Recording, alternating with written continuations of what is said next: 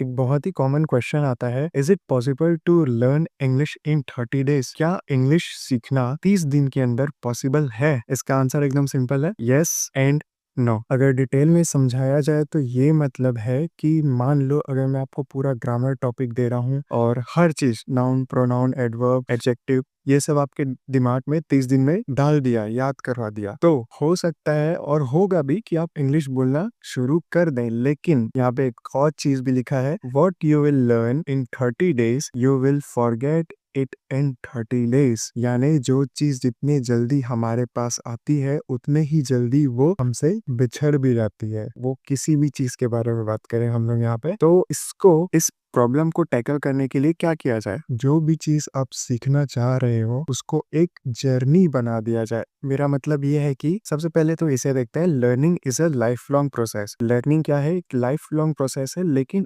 Obviously you don't have to learn English for eternity. यानी आपको जिंदगी भर इंग्लिश सीखने की जरूरत नहीं है। लेकिन ये भी ध्यान रखना है कि अगर आप 30 दिन में या एकदम जल्दी किसी कोर्स के लालच में आ रहे हैं कि नहीं मेरे को जल्दी से जल्दी इंग्लिश सीखना है, तो आप सीख तो जाओगे लेकिन शॉर्ट टाइम के लिए, और उसके बाद आप धीरे धीरे उसको भूलते भी जाओगे। तो आपको करना क्या है कि कुछ मंथ, जैसे 6 महीने हो गए या 12 महीने हो गए, आपको शेड्यूल बनाना है अपने लिए, और हर दिन सिर्फ थोड़े थोड़े अमाउंट के लिए, हो सकता है 10 मिनट या 30 मिनट, बस उससे ज्यादा नहीं, लेकिन हर दिन आपको प्रैक्टिस करना है। ऐसा करने से आपको इंग्लिश या जो भी आप सीखना चाह रहे हो वो आपके लाइफ टाइम तक आपको याद रहेगा। Learn 10 to 20 sentences every day for just a year, become 1% better every day. इसका मतलब क्या हुआ? सिर्फ 10 से 20 सेंटेंस आपको हर दिन सीखना है, सिर्फ प्रैक्टिस करना है, और ये कम नहीं है। बिकम 1% बेटर एवरी डे, ये आपको समझना चाहिए कि हर दिन सिर्फ 1% बेटर बनना है आपको, ठीक? तो आज का लेसन चालू करते हैं। यहाँ तक तो पूरा टॉपिक खत्म हो चुका है। मैं छात्र हूँ, इसको इंग्लिश में कैसे बोलेंगे? I am a student. इस पैटर्न को अब हम लोग फॉलो करते जाएंगे, और मेरे इंग्लिश सेंटेंस बताने से पहले आपको गेस करना है कि उसको इंग्लिश में कैसे बोला जाएगा, ठीक? आगे देखते हैं। मैं अध्यापक हूँ, इसको इंग्लिश में कैसे बोलेंगे? अध्यापक यानी होता है टीचर, तो अब क्या आएगा? I am a teacher. Very good. वैसे ही अगला सेंटेंस देखते हैं। मैं डॉक्टर हूँ, डॉक्टर तो इंग्लिश वर्ड ही है, इसको इंग्लिश में आप कैसे बोलोगे? I am a doctor. I am a doctor. वैसे ही अगला है, मैं विमान चालक हूँ, विमान चालक यानी होता है पायलट। पायलट आप जानते हैं, इसको इंग्लिश में कैसे बोला जाए? तो I am a pilot. I am a pilot. वैसे ही अगला, मैं वकील हूँ, वकील यानी होता है लॉयर, इसको कैसे बोला जाए? I am a lawyer. आपको ऐसे ही प्रैक्टिस करना है मेरे साथ रिपीट करते हुए, ठीक? मैं किसान हूँ, किसान यानी होता है फार्मर।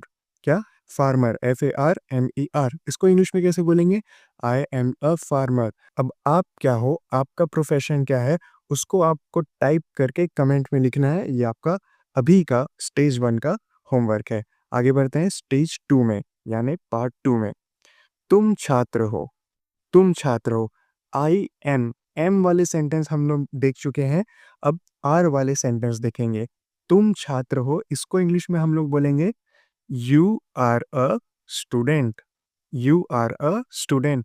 सेम आपको क्या करना है, जैसे मैं पहले वाले में लाइन से बोलते जा रहा था, वैसे ही इसमें भी बोलते जाऊंगा। आपको मेरे से पहले इंग्लिश ट्रांसलेशन अपने ही माइंड में उसका बताना है, ठीक? तुम अध्यापक हो, तुम अध्यापक हो, अध्यापक यानी होता है टीचर, बता चुका हूं मैं। यू आर ए टीचर, सही बोले? ठीक, आगे बढ़ते हैं अगले में। तुम डॉक्टर हो, डॉक्टर यानी doctor, you are a doctor. ऐसे ही आपको हर दिन प्रैक्टिस करना है, हर दिन, ठीक? आगे बढ़ते हैं। तुम दर्जी हो, तुम दर्जी हो, दर्जी यानी टेलर होता है, you are a tailor, TAILOR, tailor यानी दर्जी, ठीक? रिपीट करना है मेरे साथ। तुम बढ़ाई हो, तुम बढ़ाई हो, you are a carpenter, you are a carpenter, ठीक? बढ़ाई यानी कारपेंटर होता है, ठीक? तुम किसान हो, तुम किसान हो, यू आर ए फार्मर, ठीक?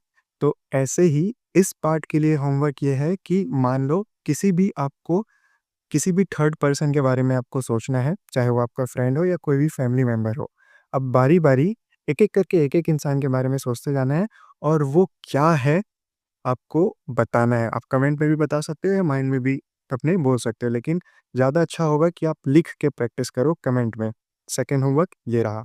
आगे बढ़ते हैं स्टेज 3 में। अब हम लोग आएँगे अलग टाइप के पैटर्न वाले सेंटेंस में।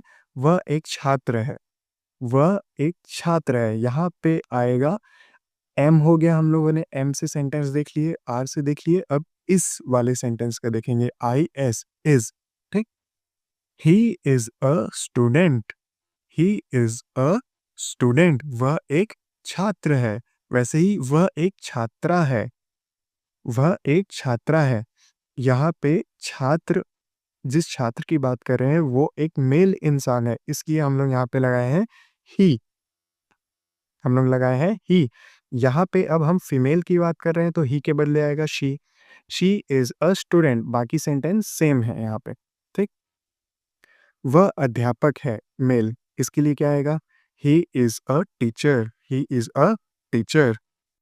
अगला है वह किसान है, मेल के लिए ही इज़ अ फार्मर। आते जा रहा है आपको सेंटेंस?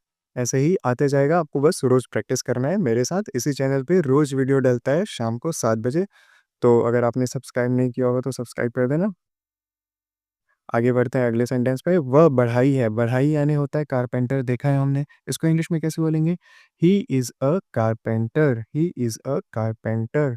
होमवर्क, अब इसका होमवर्क क्या होगा कि आपको किसी थर्ड, फिर से सेकंड, जैसे सेकंड स्टेज में जैसे आपने किसी थर्ड इंसान के बारे में सोचा था, अब उसी के लिए ही या शी लगा के आपको सेंटेंस क्रिएट करना है। पहले तो यू लगा के किया होगा, यू आर करके, अब ही या शी इस करके सेंटेंस बनाना है आपको, ठीक? ये अगर आपको ईज़ी लग रहा होगा तो टेंशन मत लेना, धीरे-धीरे हम लोग हार्ड सेंटेंस की ओर भी प्रोग्रेस करते जाएँगे, बस वो आगे फ्यूचर में आने वाले हैं वो सब वीडियोज़, ठीक? तो आज का होमवर्क भी आपको समझ आ गया और सेंटेंस का प्रैक्टिस भी हो गया, तो ठीक है, मिलते हैं कल अगले वीडियो में। तब तक के लिए चैनल को सब्सक्राइब कर देना। Bye bye.